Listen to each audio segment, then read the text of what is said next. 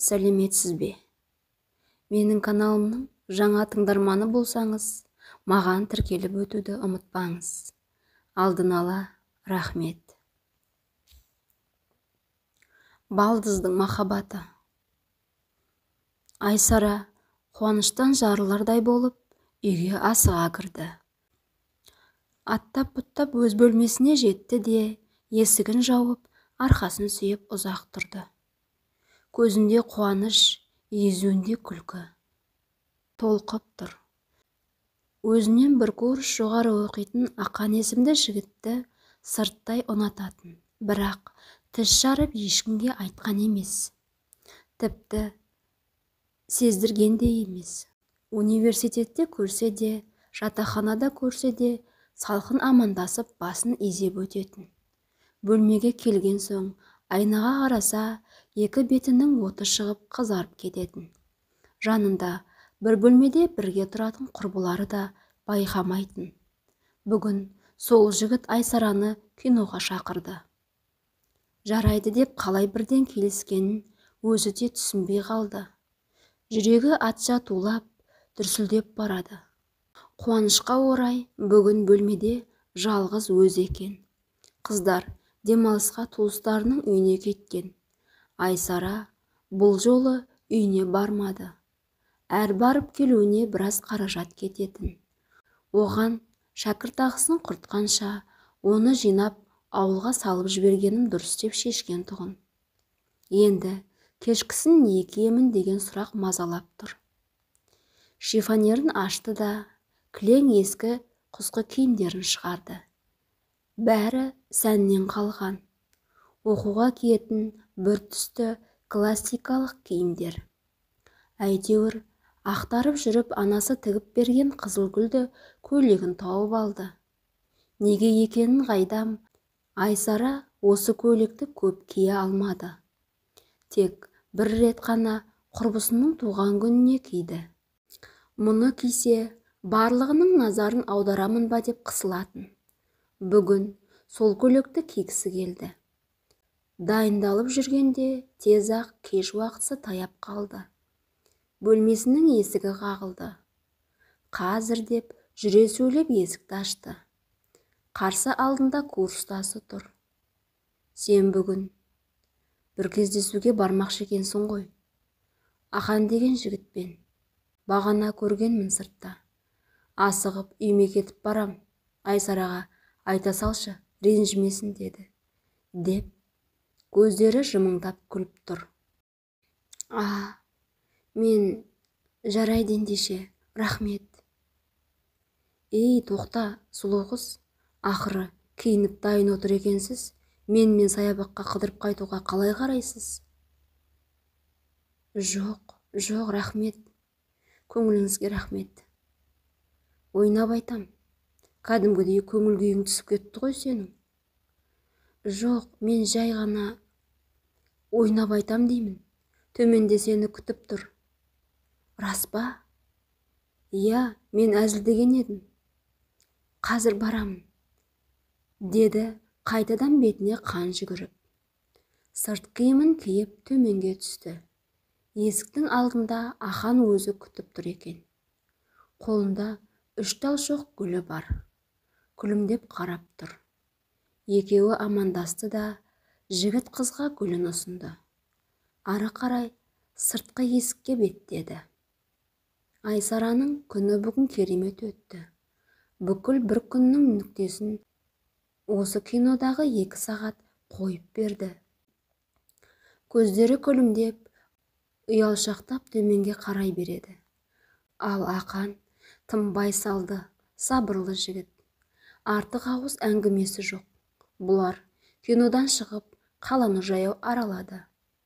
Бірге отырып, кешкі ас ішті.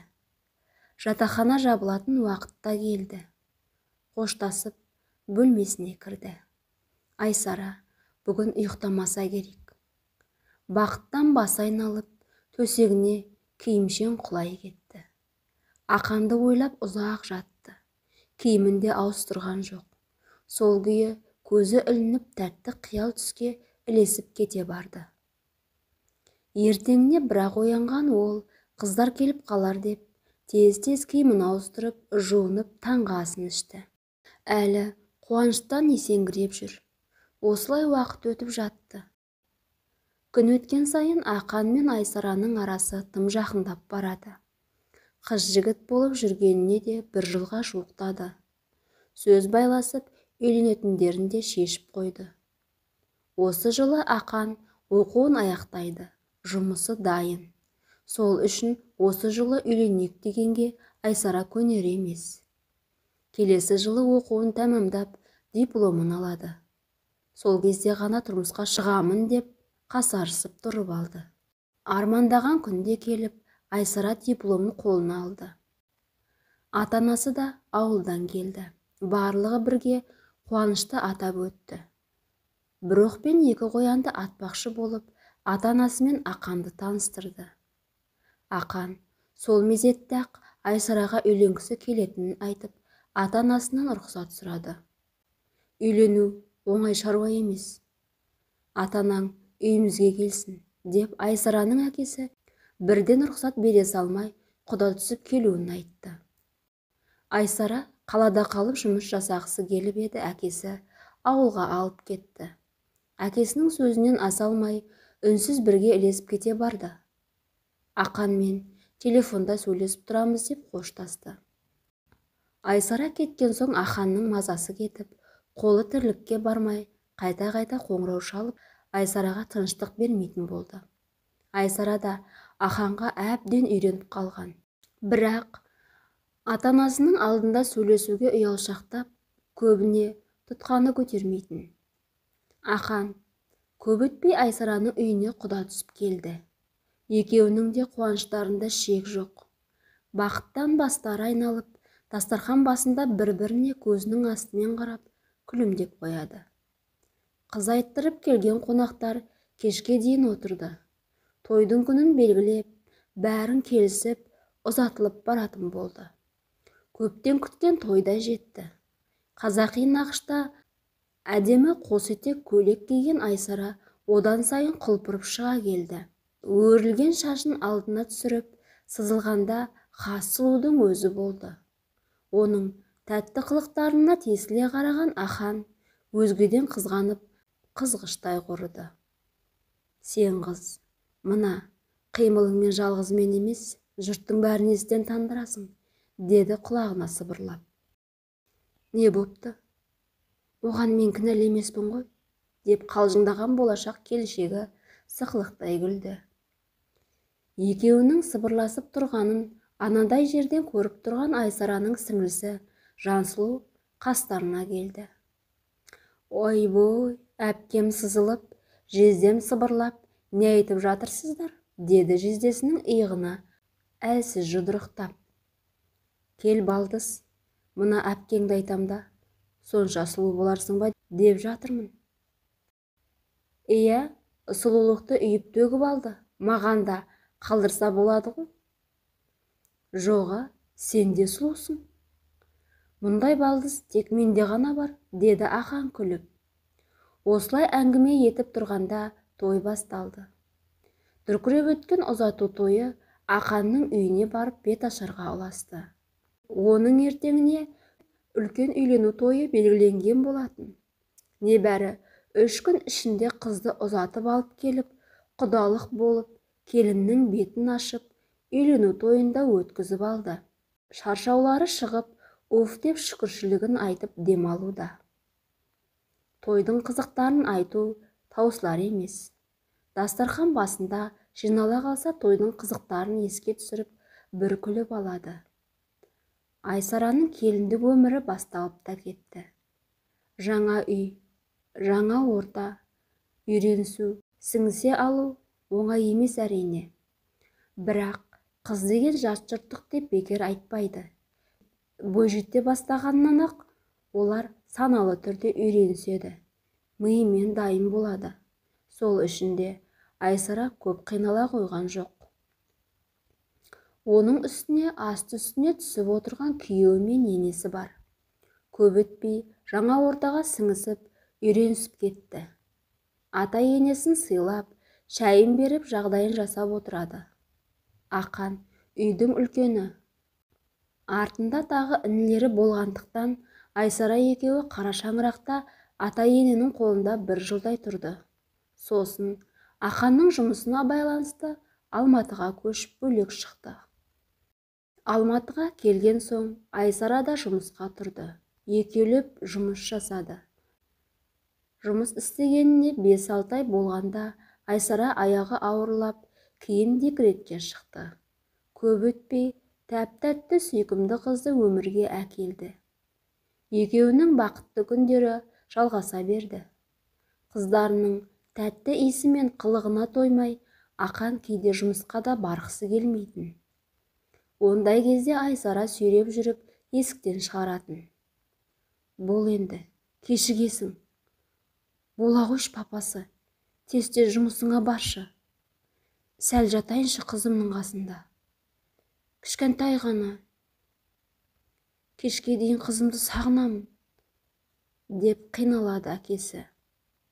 Кешке келгенде өзің жаныңа алып жатасың бопты, ал енді жұмысыңа бар, деп қуғандай қылып есіктен шығаратын. Кешке асығып келіп баяғы әдетіне басатын. Қызының жанына жатып алып, өзімен өзі сөйлеп жатады. Кішкентай қолдарынан ұстап сүйеді. Ақан отбасымен өте бақытты еді. Ата-анасы да келіп тұратын. Қайын жұрты да келіп тұратын. Өмірлері бір сарында өтіп жатты. Бір күні Айсара азық-түлік алуға базарға шықты. Ақанға демалыс болғандықтан қызымен бірге үйде қалдырған болатын. Есіктің қоңырауы шырылдады. Ақан, Айсара екен деп кілтіңді ұмытып кеттің ба? Деп күлімсіреп есікті ашты. Қарсы алдында балдызы тұр. Іш киіммен жүрген Ақан сасқалақтап, кіре бер балдыз, кел төрлет, деді де зып берді. Тез-тез киініп қонақ бөлмеге өтті. Балдызы кішкентай жиенін көтеріп орындықта отыр екен. Ұялып жүріп хәл жағдай сұрасты. Ауыл ел аман ба? Үйдегілер қалай? Өзіңнің жағдайың дұрыс па? Бәрі жақсы. Үйдегілер тегіс аман. Сәлем деп жіберді. Мен осында Алматыға оқуға түстім. Әпкеме айтып едім ғой. Сізге айтпады ма? Жақсы болған екен. Ол жағын естімедім. Солай. Біз де студент атандық қой.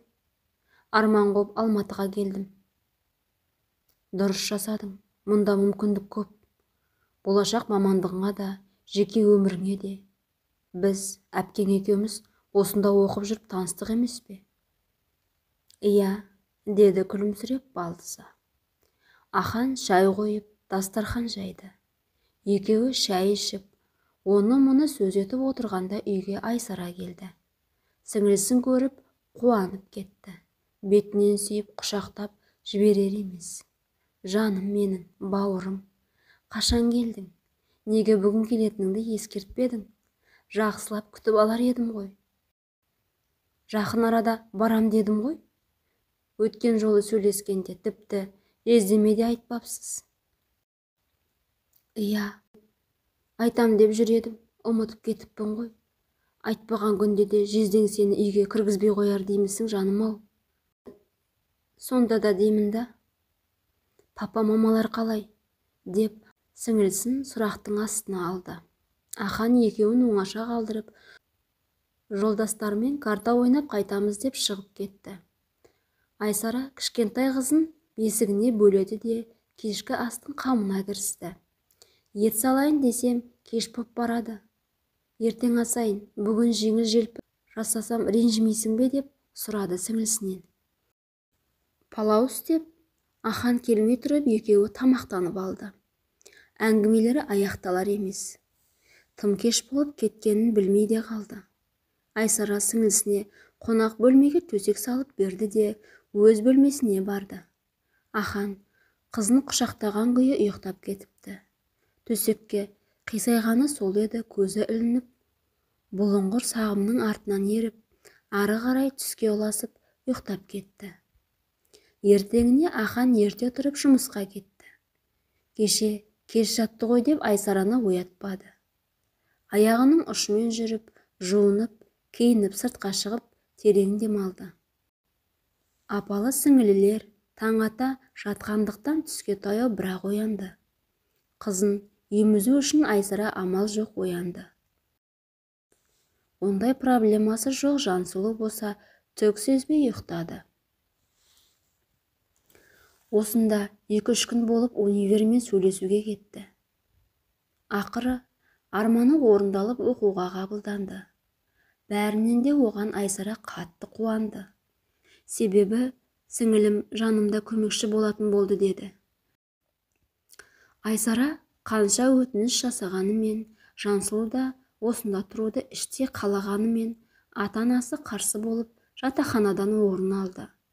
Әпкеңнің отбасына араласпа, бөлек өз өміріңді сүр, барып тұрасың ғой сағынғаныңда. Бірақ жиі-жиі бара берме деп анасы тыйым салды. Ту, мам, неге өтесіз?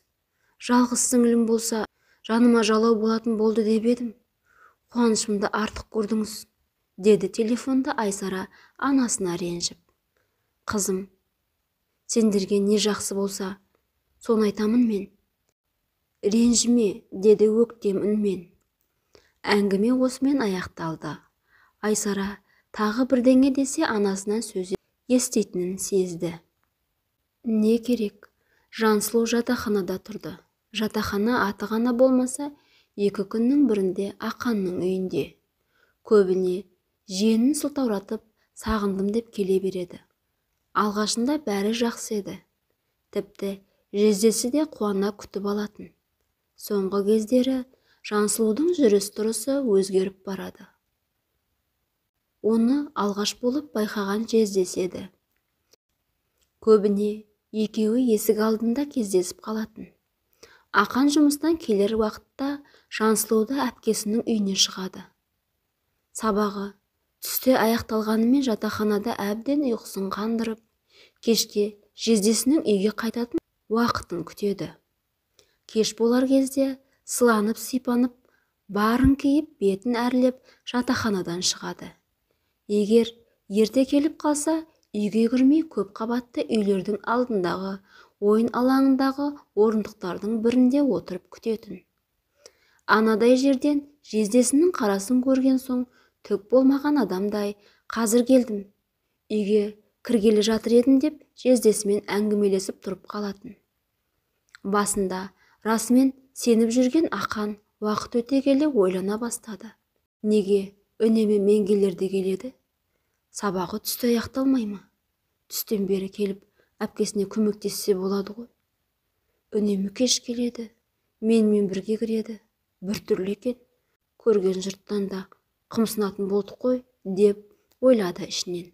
Бірақ Айсараға айтса шу шығып кете ме деп, үндемей, болмашы нәрсені айтып, жанжал тудырмайын деп үнсіз жүре берді.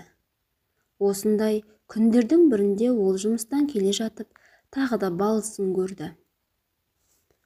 Жансұлу, сабағың түсте аяқталса, неге түсте келмейсің? Әпкеңнің де тірлігіне қолғабыс болар едің. Мен жатақханада жазуларым бар жезде. Соларды жазамын. Дұрыс екен, деп жоғары қабатқа көтерілу үшін лифтіге мінді. Жездесінен көз алмай қараған балысы әр қимылын бақылауда. Сезіп тұрған Ақан ыңғайсызданып ары-бері бұрыла берді. Сондайда уақытта өтпей кетеді ғой. Ыңғайсызданғаны соншалық, маңдайынан су тер бұрқ ете қалды. Ақан бірақ сыр білдірмеді. Біріншіден, айтқанымен Айсара оған өлсе де сенбеді деп ойлайды. Екіншіден, мүмкін мен қате ойлап жүрген шығармын, барлығы жай ғана кездейсоқ па екен. Не де болса, Әліптің артын бағайын. Мүмкін сонда түйін шешілер деді ішінен. Ақан мен Жансұлу үйге кірді. Бір қызығы, Жансұлу үйге келсе, мүлде басқа адамға айналады. Жездесін тіпті елемейді де. Жаңа ғана сүзіле қарап, күлімдеп, еркек қылықтарымен бұраңдаған Жансұлу мүлде жоқ. Осыған Таң қалатын Ақан бұл мәселенің бірден-бір жолы Жансұлудың өзімен ашық сөйлесу деп ойлады. Ертеңіне таңертең ерте екеуі бірге шығады. Аялдамаға дейін бірге барып, ары қарай жолдары екіге айырылады. Ашық сөйлесуге дәті бармай тағы үнсіз қалды. Осылай күндер жалғаса берді. Ақан балдызынан алыстау жүретін болды, тіпті көргісі де келмейтін. Бір күні Ақан мен Айсара жинаған ақшаларын өз еңбектерімен тапқан тиындарына көлік алды. Су жаңа болмаса да жақсы жүріп тұрған жеңіл көлік. Екеуінің де қуаныштарында шек жоқ. Бір-екі күннен соң ауыл аймақты шақырып Құран оқытты. Қайын жұрты да келді. Қонақтардың аяғы басылып, келім-кетім сейілді. Ақан кешкісін қаланы аралап қайтайық деп еді, Айсара шаршап отырмын деп бармады. Есесіне Жансұлу сумаң ете қалды. Жездем қыдыртып қайтатын шығар мені, деп күлді. Амалсыз басын изеген жездесі сыртқа шықты. Артынан еріп Жансұлу келе жатыр. Магазинге кіріп шығайыншы, деді сызылып. Ақан үндемеді. Іштей балдызының қылықтары жүйкесін тоздырып келеді. Қайда барамыз? Білмеймін. Негізі Айсарада келуі керек еді. Айсара мен қызымды алып шығамын деп ойлап едім. Әпкемнің келгісі келмесе, мен кінәлімін бе? Мен қинап шығармай қойғандай бұртиып келесіз ғой? Жоқ, олай емес. Жарайды ендеше. Ашылып сөйлеп отырсаңызшы. Не айтам? Сенімен ашылып сөйлесу керек еді бір, деді қабағы қатулы күйде. Иә, айта беріңіз. Соңғы кезде мүлдем өзгеріп жүрсің. Мақсатың не? Мақсатым бақытты болу, деді шімірікпестен.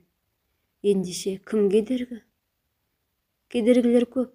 Мысалы, әпкем. Ашып айтсаңшы, әпкеңнің не қатысы бар? Ой, қойыңызшы, кеттік. Қаттырақ айдаңызшы көлікті. Түнгі қаланы қызықтайын. 2-3 көшені аралады да, Ақан ұйқым келді деп қайтуға асықты. Үйге келген соң демаламын деп бөлмесіне кіріп кетті. Жансұлу соңғы кезде әпкесін ұнатпай, дұрыс сөйлемей жүргенін Айсара да байқаған. Жансұлу, шай ішеміз бе? Мен ішпеймін, ұйқым кеп тұр. Маған серік болсаңшы. Күйеуіңізге айтсаңшы, менде неңіз бар? Жансұлу, саған не болып жүр? Мен сөйлесем жиырылып қалатының не? Мен ба? Қойыңызшы, болмайтын нәрсені айтпай. Рас қой, баяғыдай әпке деп жанымда жүрмейсің. Менен қашасың. Сөйлесем дұрыс жауап бермейсің. Не болып жүр саған? Оқуыңда проблема бар ма? Әлде жеке өміріңде ма? Маған айтсаңшы, жаным. Ештеңе болып жүрген жоқ, шаршадым, деп қонақ бөлмеге кетті. Асханада дастархан басында жалғыз қалған Айсара біраз ойланып отырды. Бірақ ештеңе ойлай алар емес. Сіңілісінен не болып жүргенін түсіне алмады.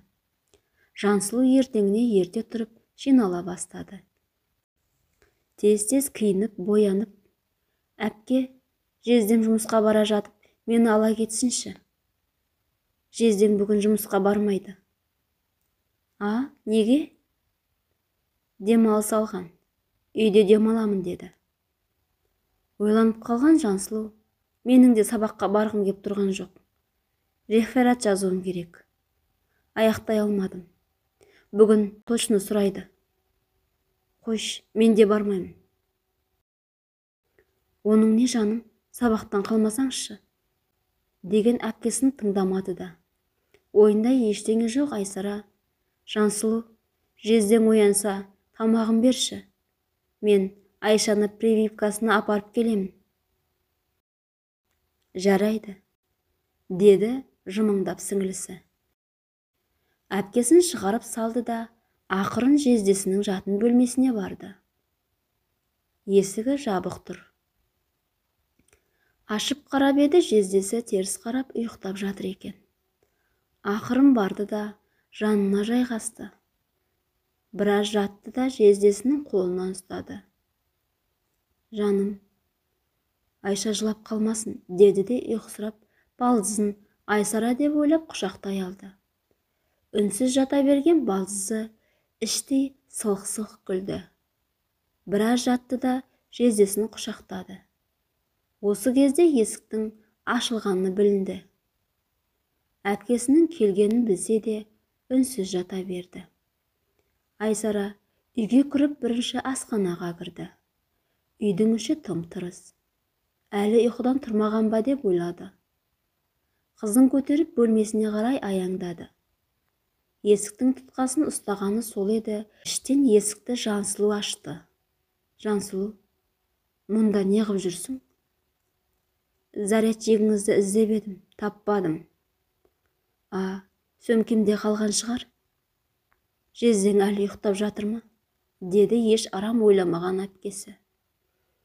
Иә, ұйқысы қатты-ау деймін. Ештеңе сезер емес, деп бұрылып жымия бір қарады да шығып кетті. Жаным, әлі ұйықтап жатырсың ба? Тұрсаңшы. Түс ауып кетті ғой. Айсара, сен қайдан келдің? Деді ұйқысын аша алмай күйеуі. Таңертең Айшаны прививкаға алып кеткем. Енді келдім. Очередь көп екен. Сонда, деп ойланып тұрды да үндемеді. Не болды? Ештеңе, түс көрдім бе мүмкін? Сен жанымда жаттың ғой жаңа ғана. Жоқ, мен қазір келдім. Келсем, Жансұлу осында екен. Зарядчигімді іздепті, деді киімін ауыстырып жатып. Бірдеңені сезген Ахан асханаға барды. Жансұлу отыр екен. Сен бе, менің бөлмемде жатқан, деді ашуланып. Тек бөлмеңде емес, төсегіңізде де, деді күлімдеп балдызы. Сенің есің дұрыс емес. Нең бар менде? Өзіңіз құшақтап жібермедіңіз ғой? Өшір үніңді. Неге кіресің? Мен сені Айсара деп ойладым. Қойыңызшы, жезде. Үлкенсіз, даптардай болып, адам ажырата алмаймын дегеніңіз не? Әпкеме айтайын қазір, кімге сенер екен? Ал әпкең, төсегіме неге жаттың десеше, не деп жауап бересің? Зарядчик алуға барып едім, өзі жабысты деймін. Деді міз бақпастан. Сен қандай адамсың өзі? Жоғал менің үйімнен. Осы кезде Айсара есіктен кіре алмай, аяғына дейін тыңдап тұрды. Жансұлу, сен неге бұлай жасайсың? Мен Аханға сенемін. Сенің соңғы кезде мені жақтырмай, өз үйімде өзіме алара қарап жүргеніңді сезбей жүр дейсің бе? Ахан дұрыс айтады, енді келмегенің дұрыс. Жатақханаға қайт, деді қатқыл үнмен. Ашуланып орнынан тұрған Жансұлу, сендер бәрібір бақытты бола алмайсыңдар. Жездеме сен лайықты емессің. Оны бағаламайсың. Егер мен жездеме тұрмысқа шыққанда, бетіне шапалақпен сарт еткізген Айсара сіңілісінің заттарын өзі жинай бастады. Бәсе, неге келгіштеп кетті деймін үйімізге. Аханмен бірге келіп, бірге кеткім келеді. Сен аурусың. Ауылға барып оқытылып емдел. Мамаға хабарласып айтамын қазір. Ой, білгеніңді істеші. Жаным, кешірш, рас айтамын. Мен ұйқылы ояу едім ол кезде. Сен деп ойладым. Білем, Ахан, соңғы кезде Жансұлудың өзгеріп жүргенін байқағанмын. Саған айтуға бата алмай жүрдім. Ол көптен бері менің қырсоңыма түсіп алды. Бір-екі рет ашық айтқанмын да. Дұрыстап сөйлеспейді де. Саған айтсам, маған сенбейсің деп ойладым. Қанша дегенмен бауырың ғой. Садақа кетсін бұндай бауыр. Менің болмаса да, ертең басқа біреудің отбасын ойрандайды ол.